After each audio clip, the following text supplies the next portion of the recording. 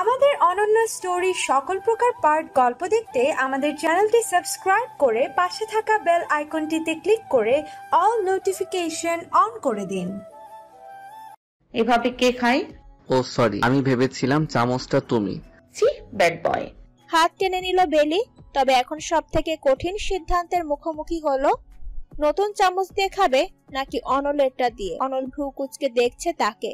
মন থেকে হঠাৎ একটি কণ্ঠ উচ্ছ্বাসিত হলো। অনেকটা না চিন্তা করে সেই চামচ দিয়েই খাচ্ছে বেলি। অনল আড়ালে হাসলো। দূর থেকে এই মিষ্টি মুহূর্ত দেখে আয়েশার অধর যুগলেও রহস্যময় হাসি ফুটে উঠল। পাশে দাঁড়ানো সিও ম্যানেজারকে বলল, মেয়েটির ব্যাপারে খোঁজ নাও, আমার অনলকে পছন্দ হয়েছে। সেখানে কোনো থার্ড পার্সন এমন চামচ নিয়ে খেলুক, তা চাই না। আস্তে পড়ে যেও না যেন ললিতা। অনলের সাবধান বাণী কর্ণকুহর হলো না বেলির। সে নিজস্ব ভাবনায় মগ্ন। এলোমেলো পা ফেলে দ্রুত শ্যাওলা মাখা সিঁড়ি দিয়ে নিচে নেমে গেল। বৃষ্টিকণা তির্যক ভঙ্গিতে তার গা ছুঁয়ে যাচ্ছে। লাল রঙের শাড়িটা ভিজে গায়ে লেপ্টে আছে তার। কচু পাতায় সংগ্রহ করা জলগুলো দ্রুত এনে দিঘির জলে মিশালো। অনল শুধালো, এতে লাভ কি হলো? সেই তো বৃষ্টির পানি দিঘিতে যাচ্ছে। লাভ হলো না, তবুও এই যে কচু পাতায় সংগ্রাম করতে পেরেছি, এই সময়টুকু আনন্দের।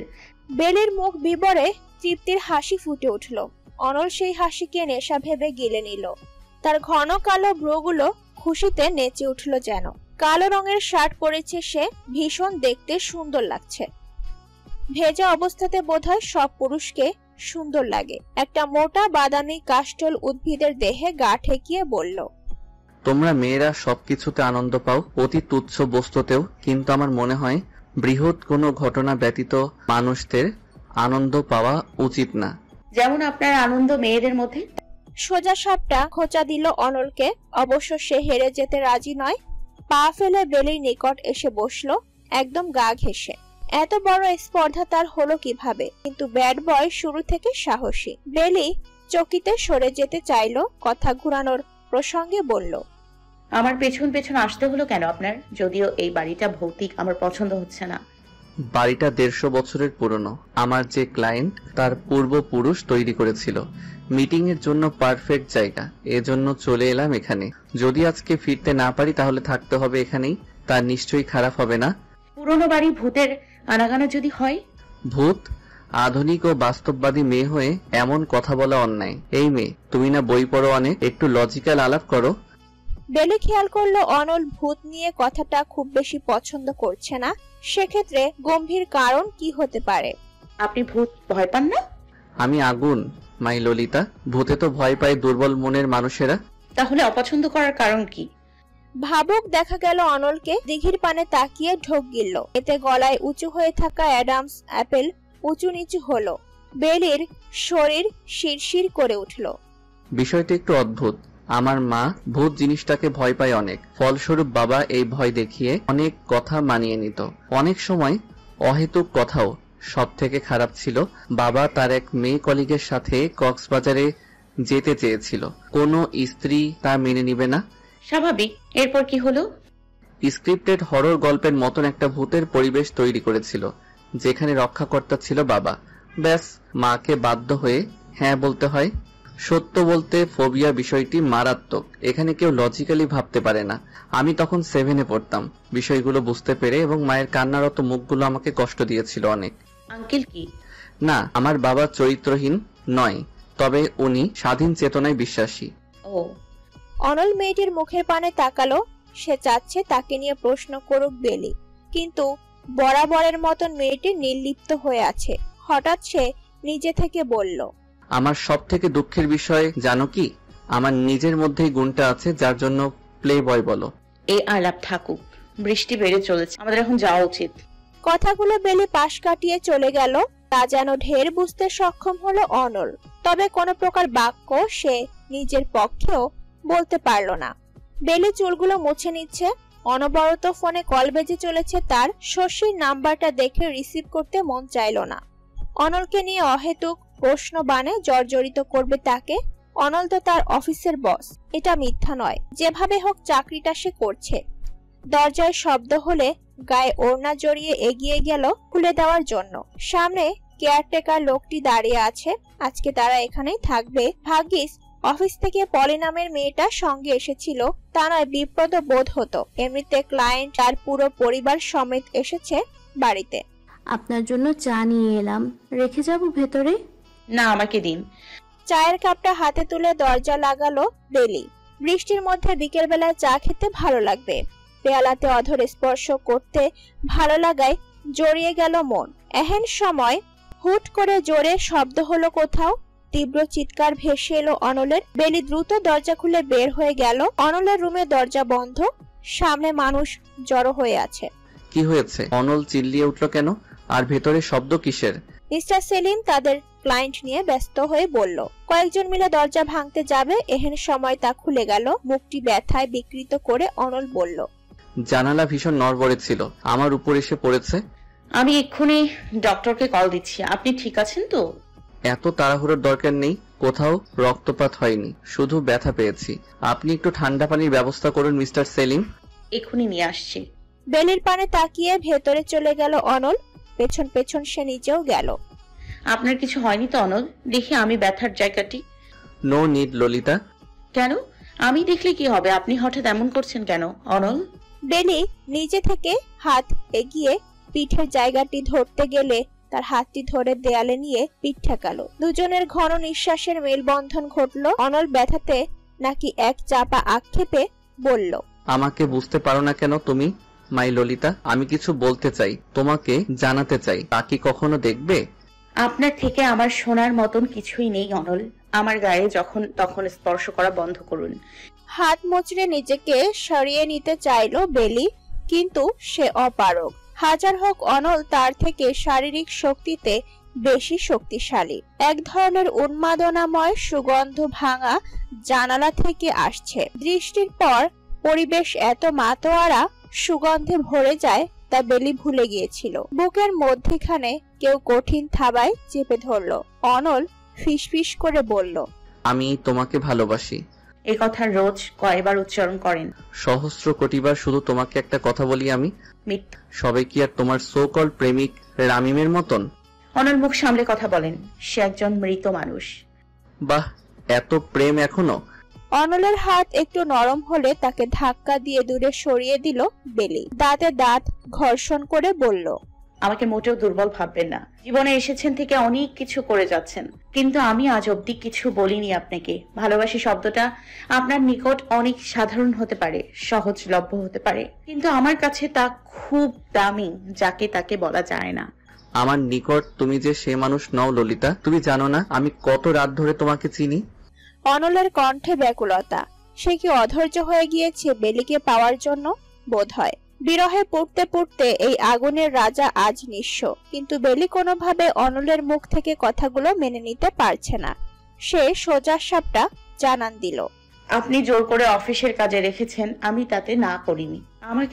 আমাকে দিয়ে নিজের লাইব্রেরি গোছান, তাতে না করিনি। এমনিতে আব্বুর সাথে সম্পর্ক খারাপ, সেখানে গিয়েও আপনি বদনাম করেছেন। আর এতগুলো মেয়ের সাথে সম্পর্ক রেখে আমাকে ভালোবাসি বলছেন? বন্ধুত্বের হাত বাড়িয়েছিলাম, বিছানাতে শুতে পারার নয়। বাক্যের সমাপ্তিতে বেলির গালে সপাটে এক চর বসলো। মেয়েটির মাথা ঝিমঝিম করে উঠল। অবাক হয়ে সামনে তাকিয়ে দেখলো অনল কাঁপছে। তা বাহির থেকে শীতল সমীরণ হতে আসার জন্য নিশ্চয় না, বরং এতটা রাগ উঠেছে যে দ্বিতীয়বারের মতন মেয়েটির গালে হাত ওঠালো। চোখ থাকতেও যে মেয়ে অন্ধ, তাকে আমার কিছু বলার নেই। আর রুম থেকে বের হয়ে যাও বেলি।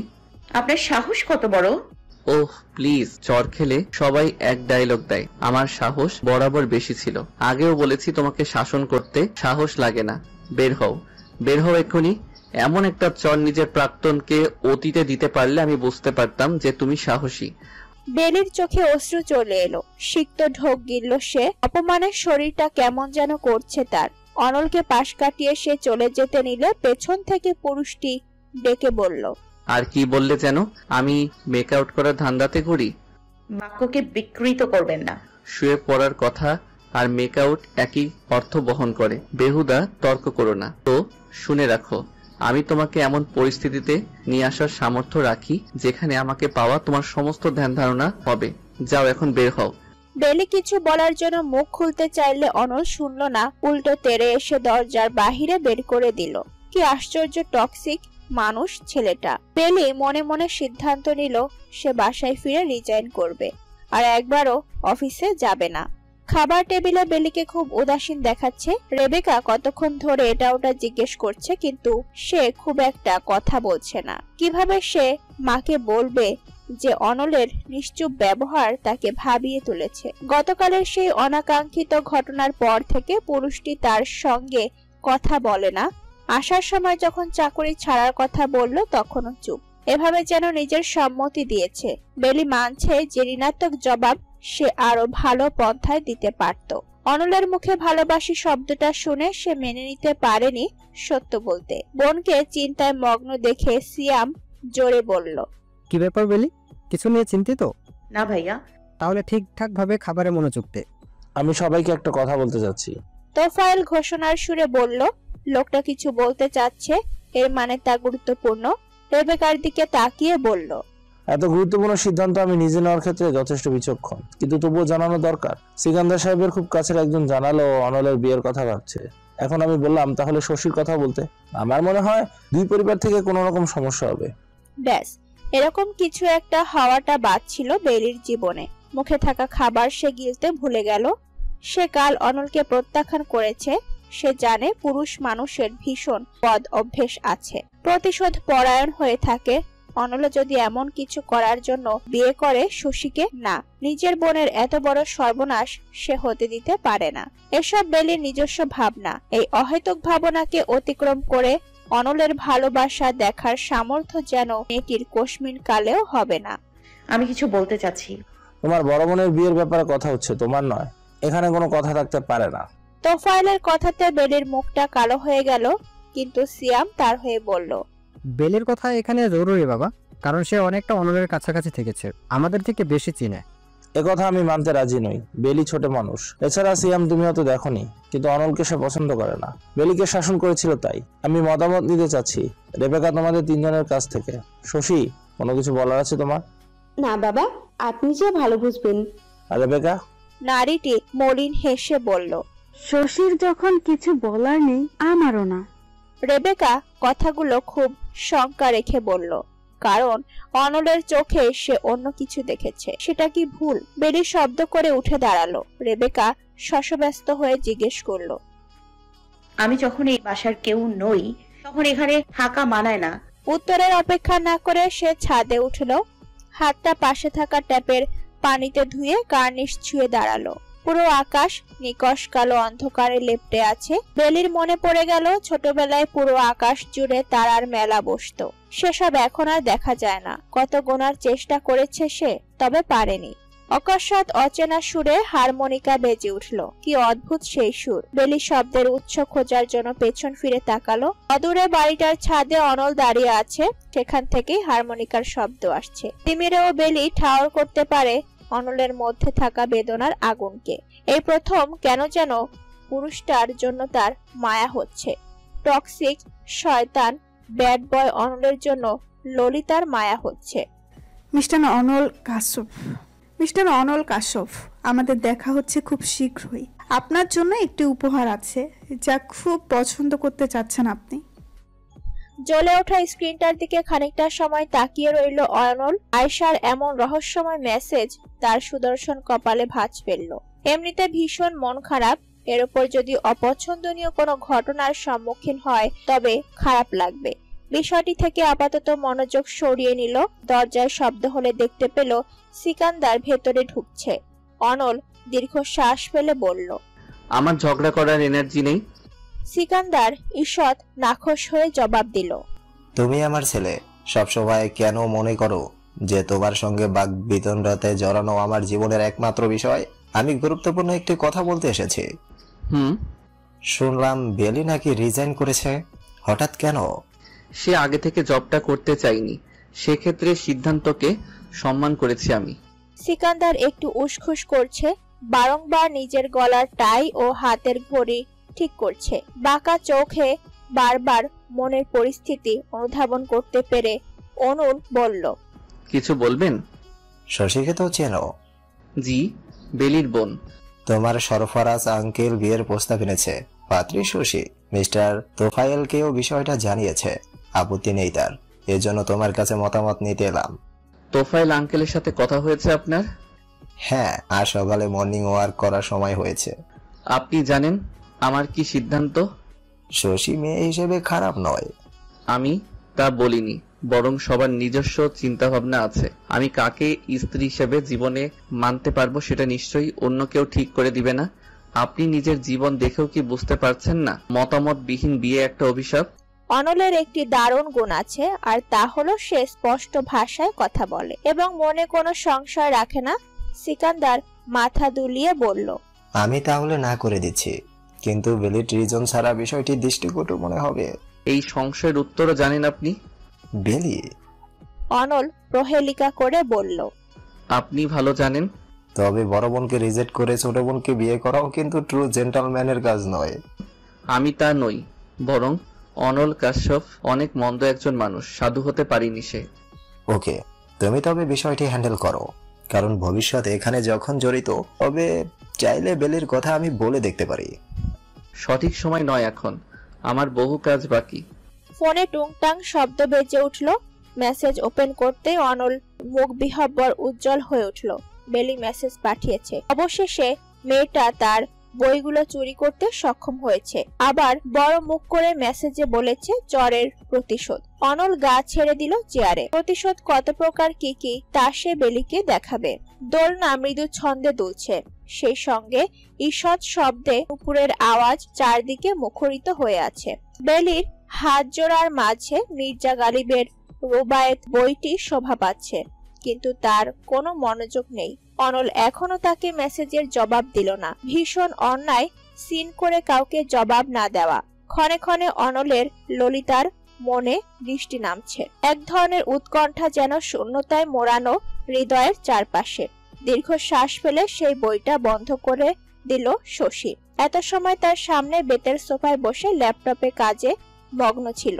কি হলো বেলি, তোর বই পড়তে ভালো লাগছে না? এমনও দিন দেখার বাকি ছিল। সবার সব সময় মুড ভালো থাকে না আপু, মজা নিও না। মজা নেনি, বাইরে যাবি, ঘুরে আসবো না হয়। দেখি। তাদের কথার মাঝে গেটের বাহিরে গাড়ি থামার শব্দ হলো। দারোয়ান লোকটা গেট খুলে দিলে অনল ভেতরে প্রবেশ করলো।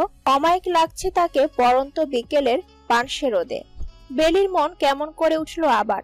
অনল কি তার সঙ্গে কথা বলতে এসেছে? বেলির ভুল ভাঙলো তখন যখন অনল এসে সরাসরি শশীর সঙ্গে কথা বলল। কেমন আছো শশী? আমি তোমার জন্য এসেছি, ভালো হলো এখানে পেয়ে গেলাম, কিন্তু কথা আছে তোমার সঙ্গে। বসো। বেলির ভেতরে গিয়ে চা বানিয়ে নিয়ে আয়। ওর চা বানানো ভালো হয় না, খুব বিষাদ। এর থেকে ফ্রিজে ঠান্ডা পানি বরফ দিয়ে আনতে পারে, ভালো লাগবে। বেলি মুখের ওপর এত বড় অপমান সহ্য করতে পারল না। নেহাত শশী আছে সামনে দেখে কিছু বলল না। অনলকে অগ্নি দৃষ্টি নিক্ষেপ করে উঠে দাঁড়ালো। অবশ্য পেছন থেকে ডেকে শশী বলল, তুই তো ভালোই ফন্দি বানাতে পারিস, নিয়ে আসিস অনলের জন্য। বিদ্রুপ করে বেলি বলল, আরো কিছু ম্যাডাম স্যার। যা তো এখন বেলি, তো বলো অনল, কোনো জরুরি কথা আছে নাকি? বেলি অনেকটা দূরে চলে যাওয়ার পর অনল বলল, আমি তোমাকে বিয়েটা করতে পারবো না। কেন? আমার মধ্যে কি সমস্যা? আমি ওভাবে তোমাকে স্ত্রী হিসেবে কখনো কল্পনা করিনি। দেখো, হুট করে সিদ্ধান্ত নেওয়ার কিছু নেই, বড়রা মিলে যখন বলেছে। অনল মাঝপথে থামিয়ে বলল, শশী, কিছু বিষয় ভবিষ্যতে তুমি নিজ থেকে জানতে পারবে। শশী মুখে কিছু প্রকাশ না করলেও মনে ঝড় বয়ে চলেছে। একে তো তার প্রেমিক ফাহিমের সাথে সম্পর্কটা ভাঙলো, অন্যদিকে অনল নিজ থেকে তাকে বিয়ে করতে চায় না। আচ্ছা, সে কি মেয়ে হিসেবে খুব খারাপ? অনল বিচক্ষণ পুরুষ। মেয়েটির মুখের অভিব্যক্তি দেখে মনের কথা অনুমান করলো। সে একটু সামনে এগিয়ে এসে শশীর হাতটা ধরলো, তাকে শান্ত সুরে বলল, আমরা জীবনে খারাপ মানুষদের বেশি পছন্দ করি, যারা আমাদের মূল্যায়ন করে না, ভালোবাসাকে অপমান করে, অনুভূতিতে আঘাত দেয়, তবু আমরা তাদের ভালোবাসি। এটা হিউম্যান নেচার। অতীতের জন্য তোমার কোনো দোষ নেই। মনের কষ্টগুলো ভুলে এগিয়ে যাও, সামনে তাকাও, দেখবে প্রচুর সম্ভাবনা জীবনে অপেক্ষা করছে। ব্যাস, এতটুকু কথার দরকার ছিল। শশী গলে গিয়ে কেঁদে ফেলল। অনল হেসে হাতটা ছেড়ে দিল। বেলি ফিরে এলে এমন পরিস্থিতি দেখে শুধালো, কি হয়েছে? আপু কাছে কেন? ছোট মানুষদের সব শুনতে হয় না। যাও শশী, হাত মুখ ধুয়ে এসো, তোমার সাথে আজকের বিকেল কাটাবো। শশী উঠে গেলে বেলি সেই চেয়ারটাতে বসলো। অনলকে কড়া সুরে শুধালো। আপুকে কি বলেছেন? বিয়েটা হচ্ছে না তাই বলেছি। সত্যি? আবেগে বেলির অধর যুগল চওড়া হয়ে গিয়েছিল। অনল ঠান্ডা পানির গ্লাসটা হাতে তুলে বলল, এতে তুমি এত খুশি কেন ললিতা? কোথায়? এই মাত্র যে হাসলে। ভুল দেখেছেন আপনি, বানিয়ে কথা বলবেন না। বেলির নিজের উপর লজ্জা লাগছে। সে কেন হাসলো? সে কথা ঘোরানোর জন্য কিছু বলবে, এর পূর্বে পুনরায় অনল বলল, আমার ললিতা, তুমি বড্ড মিথ্যাবাদী। আমি মিথ্যাবাদী নই। আপনার একটা সমস্যা আছে অনল। নিজেকে নিয়ে প্রচন্ড আত্ম অহমিকাতে বেঁচে আছেন। মনে করেন সব মেয়ে আপনার জন্য পাগল হয়ে যাবে। অনল হাসলো। চেয়ারে হেলান দিয়ে ললাটে আঙুল ঘষতে ঘষতে শুধালো, নিজের মনকে বোঝানোর চেষ্টা করছো তা নয়, এসব কথা কেন? বাদ দিন, আপুকে বিয়ে করবেন না কেন সেটা বলেন। তোমার কি মনে হয় আমি এতটা হোপলেস পারসন যে এক মেয়েকে ভালোবাসি বলবো, এরপর ঠিক তার বড় বোনকে বিয়ে করব? হ্যাঁ বললাম, ধরো। ওয়েল, এরপর কি হতে পারে আমি বলি। শশীকে আমি বিয়ে করতে চাইবো আর তুমি বিয়েতে কাঁদতে কাঁদতে নাচবে, গাইবে প্রিয়াঙ্কা চোপড়ার মতন। গানটা যেন কি মনে পড়েছে, মান্না কি মুশকিল বড়ি হ্যায়, এ ইমতিহান কি ঘড়ি হ্যায়, পল মে বিখর যাউঙ্গি মে, হদ সে গুজর যাউঙ্গি মে। বেলির স্মরণে হলো, সে যদি হিটলারের মতন শক্তিশালী হতো তাহলে সর্বপ্রথম অনল কাশফের নামে যুদ্ধের ঘোষণা করে দিত। হাসতে হাসতে এত বাজেভাবে অপমান সে খুব কম হয়েছে জীবনে।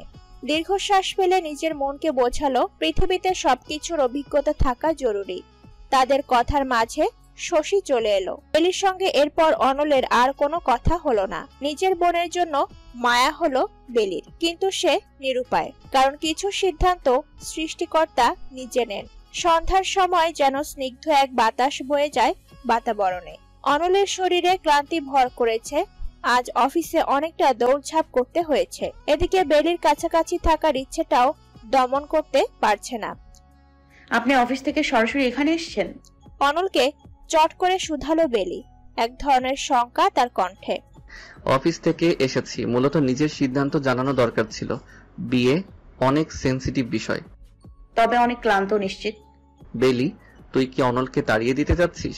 ওনার যখন কোনো সমস্যা নেই। শশী অসহিষ্ণু হয়ে কথাটা বলল। বেলি অবশ্য চুপ হয়ে গেল। অনল হেসে বলল, বেলি অবশ্য ঠিক বলেছে, আমি ক্লান্ত হয়ে আছি। তোমার সাথে শীঘ্রই আবার একদিন বসবো শশী, ভালো থেকো। হ্যান্ডশেক করে অনল গেটের দিকে পা বাড়ালো। ঈষৎ অন্ধকারে পেছন থেকে তাকে রহস্যময় লাগছে, যেন কঠিন দুর্বোধ্য দেয়াল। বেলির মনটা খারাপ হয়ে একটা বিষয়, অনল তাকে কেন বেলি বলে ডাকলো। এই প্রথম বোধহয় পুরুষটির মুখে নিজের নামখানা শুনলো। এছাড়া সবসময় ললিতা ললিতা ডাকে তার মন বাগানে গানের সুর বসিয়েছে। শশী দীর্ঘশ্বাস ফেলে বলল, ভেতরে চল, অন্ধকারে বসে থাকতে হবে। আপু কিছু বলবি? বেলি কিছু না বলে শশীকে জড়িয়ে ধরলো। বোনের জন্য খুব কষ্ট লাগছে তার। মন খারাপ করো না। নেই, যে আমাকে পছন্দ করে না তার জন্য চিন্তা ভাবনা করে বৃথা। ফাহিম ভাই সব ঝামেলা লাগিয়েছে। যদি সম্পর্কের পরিণতি না চায় তাহলে জড়াই কেন মানুষ? আমরা অনেক কথাই ব্যাখ্যা করতে পারি না। কিছু মানুষ অতি তাড়াতাড়ি মুভ অন করতে পারে। তুই বুঝবি না বেলি, ঠিক কতটা কষ্ট হয় আমার। বেলি বোনকে ছেড়ে দেয়। মনে মনে নিজের উপর বিদ্রুপ হাসে। সে রামিম নামক এমন এক ধাঁধায় জর্জরিত হয়েছে যে অন্য কাউকে চোখের সীমানাতে রাখতে রাজি নয়। তবে বেলির মাঝে মধ্যে মনে হয় সব ভুলে সামনে এগিয়ে যেতে, নতুন কাউকে মনের বাগানে ঠাঁই দিতে। তবে ভয় হয় ঠকে যাওয়ার, ভীষণ ভয়। চল, বাবাকে সব জানাতে হবে। উনি ভালোভাবে নেবেন না বিষয়টা। বেলি উদাস কণ্ঠে বলল, সবাই বাবার কথা মতো চলবে না, এই সত্য মেনে নিতে হবে বাবাকে। তবে অনুরোধ বেলি, যাই হোক তুই কোনো কথা বলবি না। আয়েশা ফাইলে দৃষ্টি রেখে রুমে কারো উপস্থিতি টের পেল। তীব্র কলনের সুবাসটা ঠিক কোন ব্র্যান্ডের তা সে ধরতে পারে না, তবে মনে হয় এই রহস্যময় সুবাসটা অনলের নিজস্ব। তার অ্যাপোলোর মতন দেহখানা থেকে ছড়িয়ে যায় বাতাবরণে। আয়েশার ইদানে হিংসে হয়, কেন অন্য কেউ অনলের এই সুবাসটা পাবে। ফাইল থেকে মুখ উঠিয়ে মিষ্টি করে হাসলো। ফর্সা গালটা ঈষৎ ভাঁজ, যেন পদ্মা নদীর পাড়ের মতন সুন্দর। আপনি আসবেন তা নিয়ে দুশ্চিন্তাতে ছিলাম। আমি প্রফেশনালিজম মেনটেন করতে পছন্দ করি। কোনো জরুরি বিষয় আছে? কি যেন উপহারের কথা বলেছিলেন? আমি ডেকে উপহার দেওয়াকে পছন্দ করি না। সময় হোক তা আমি নিজে দিয়ে আসবো আপনার অফিসে। আজকে ডেকেছি, আমি ঢাকার কাছে নতুন একটা রিসোর্ট ওপেন করেছি, আজকে সেখানে যাব। আপনি আমাকে সঙ্গ দিবেন। অনলের প্রচন্ড বিরক্ত বোধ হলো। সে নিজের অফিসের কাজ ফেলে এসেছে, অথচ পরোক্ষভাবে মেয়েটা ডেট করার প্রস্তাব দিচ্ছে। অনল মেয়েদের কখনো অসম্মান করে না, এজন্য হেসে বলল, আমি আপনার চেষ্টাকে সম্মান করি, তবে আজ সময় হবে না। পৃথিবীর সবথেকে সুন্দর বাহানা, অথচ মানুষ চাইলেই সময় বানিয়ে নিতে পারে। আমি চাই না। সোজাসাপটা জবাব পুরুষটির। ভেতরে সে উষ্ণ হয়ে উঠছে, কিন্তু যথাসম্ভব নিজেকে সেই অনুভূতিটাকে নিয়ন্ত্রণ করার চেষ্টা করছে। আয়েশা বলল, শুনলাম আপনার সেক্রেটারি জব ছেড়ে দিয়েছে। মেয়েটা ভালো ছিল। এখনো ভালো আছে। ললিতা আমার প্রতিবেশী, আমার রুমের বারান্দা থেকে সরাসরি দেখা যায়। আজ সকালেও দেখলাম। এই তো ঘুম থেকে উঠে পড়ার টেবিলে চলে গিয়েছে। চোখে মুখে ভীষণ বিতৃষ্ণা ছিল, পড়াশোনার জন্য বোধহয়। আয়েশা খেয়াল করলো অনলের চোখে মুখে এক ধরনের প্রশান্তি বিরাজমান। সে সঠিক ছিল, অনল মেয়েটাকে ভালোবাসে। কিন্তু অপরপক্ষ? আয়েশা প্রসঙ্গ বদলানোর নিমিত্তে বলল, আপনি অনেক খেয়াল করে দেখেছি। মিস্টার কাশ্যপ খেয়াল করে দেখেছেন আমি অনেক বই প্রেমী। You are a sadist Ayesha. চমকে সোজা হয়ে বসলো আয়েশা। অনল খুব শান্তভাবে কথাটা বলল। নারীটি ভেতর থেকে শীতলতা অনুভব করলো। সে সত্যিই এমন, কিন্তু অনল তা জানলো কিভাবে? গোপনে আমার বাসায় ক্যামেরা লাগিয়েছেন? না, বরং আপনার বুকে টেস্ট দেখে অনুমান করলাম। বাকি এখন নিজে স্বীকার করে নিলেন। তবে আপনার সঙ্গে এই ধরনের সেনসিটিভ বিষয় নিয়ে কথা বলতে বোধহয় আমি ইচ্ছুক নই। এমন চতুর বুদ্ধি আয়েশা খুব কম পুরুষের দেখেছে। ঠোঁটের কোণায় হাসি ফুটে উঠল। মিস্টার কাশ্যপ, আমি আপনার উপর আগ্রহ পাচ্ছি। অনল সরাসরি আয়েশার দিকে তাকিয়ে বলল, আমি নাচাতে ভালোবাসি আয়েশা। আপনার স্বভাবের পরিপন্থী, অথচ আমি জানি আপনি ইতিমধ্যে আমার ইশারায় নাচার জন্য প্রস্তুত। মেয়েটাকে অনেক ভালোবাসেন? বেলি, মেয়েটা নয়। আমাকে প্রত্যাখ্যান করার ফল ভালো হবে না মিস্টার কাশ্যপ। চেষ্টা করুন, দেখুন আয়েশা, যদি পারেন তো অভিনন্দন, কিন্তু না পারলে সাবধান। আপনাকে বাদর বানিয়ে মাঝ রাস্তায় নাচাবো। আপনি আমার ভালোবাসা ও সাধনা দুটোতেই হাত দিয়েছেন। হ্যালো, কে বলছেন? ললিতা, যদি আর এক কদম এগিয়ে যাও তাহলে 7 দিনের জন্য কিডন্যাপ করে চিলেকোঠায় বন্দি করে রাখবো। বেলি ফোনটা কান থেকে সরিয়ে স্ক্রিন পানে ভ্রু কুঁচকে তাকিয়ে রইল। অচেনা নাম্বার দেখে রিসিভ করেছিল। অনল তো এই নাম্বার ব্যবহার করে না। পুনরায় কানে রাখলো ফোনটা। আপনি এসব বলছেন কেন অনল? দেখো মেয়ে, একটা বিষয় ভালোভাবে শুনে নাও। আমি পজিটিভ, মানে মাত্রাটা স্বাভাবিক নয়। তো তোমার ছেলে ফ্রেন্ডের বাইকে উঠে কেন কনসার্টে যেতে হবে? তাছাড়া ভীষণ নাজুক তুমি, অস্থির লাগবে গরমে, যেতে হবে না। আমি বুঝবো, তা আমার প্রিয় গায়ক আসছে। এই দিনের জন্য কতগুলো সময় ধরে অপেক্ষা করেছি জানেন? সেসব আমার দেখার দরকার নেই। সিয়াম বা আঙ্কেল তোমাকে পারমিশন দিল কিভাবে? কনসার্টে এক ধরনের নোংরামি হয়। হাসলাম আপনার মুখে এই ওয়ার্ড শুনে। সবার সাথে ফ্লার্টিং করা পুরুষ আমাকে কনসার্টে যেতে নিষেধ করছে? বিশ্বাস করো, এটা তোমার সবথেকে জঘন্য হাসি ছিল। তাছাড়া হেলদি ফ্লার্টিং মানসিক শান্তির জন্য ভালো। আমার লেট হচ্ছে, রাখুন ফোন। কথা শুনবে না? শোনার মতন হলে অবশ্যই শুনতাম। তাছাড়া আমি এখন আর আপনার অফিসের এমপ্লয়ি নই, তাই হুকুম দেবেন না। রাখছি। বেলি ফোনটা রেখে দিল। অনলের প্রচন্ড মেজাজ খারাপ হয়ে গেল। এখন বিকেল 4টা বাজে। কনসার্ট শুরু হবে 6টায়। ভাগ্যিস দুটো টিকিট সে আগেই সংগ্রহ করেছিল। বেলির এই গায়কের উপর মারাত্মক রাশ আছে।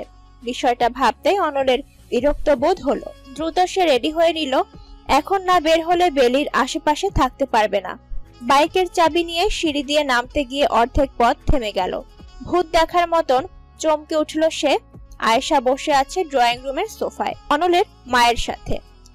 হ্যালো মিস্টার কাশব, আপনাকে সারপ্রাইজ দিতে এসে গেলাম। অনল একটুও বিভ্রান্ত হলো না, বরং তার চিরপরিচিত হাসি হেসে বলল, আমি এজন্যই ভাবছিলাম মিস্টার সিকান্দারের এই জেলখানা হঠাৎ এত আলোকিত কেন লাগছিল। ঠিকই আছে বলে আসে পর মানুষেরা, আর হুট করে সারপ্রাইজ দেয় কাছের মানুষজন। অনলের মা করুণা অনুধাবন করতে পারল তার ছেলে আয়েশা নামের মেয়েটাকে ভীষণ কঠিনভাবে খোঁচা দিল। চোখ রাঙিয়েও ছেলেকে শাসালো। অনলের যদিও যাওয়ার তাড়া ছিল, কিন্তু মায়ের পাশে বসে বলল, মিস আয়েশা, আপনার কি এখন আসার কোনো গুরুতর কারণ ছিল? অ্যাকচুয়ালি আমি নিজের মাকেই মিস করছিলাম। আপনার মুখে একবার আন্টির প্রশংসা শুনে ভাবলাম দেখা করেই যাই। ভীষণ ভালো কাজ করেছেন। আজকে ডিনার আমাদের সাথে করবেন? না, আমি কিছু সময়ের জন্য থাকবো। মা, আয়েশাকে রেখে দিবেন, আমি 9টার মধ্যে ফিরবো। আজকে সবাই একসাথে ডিনার করব। করুণা সায় দিয়ে বলল,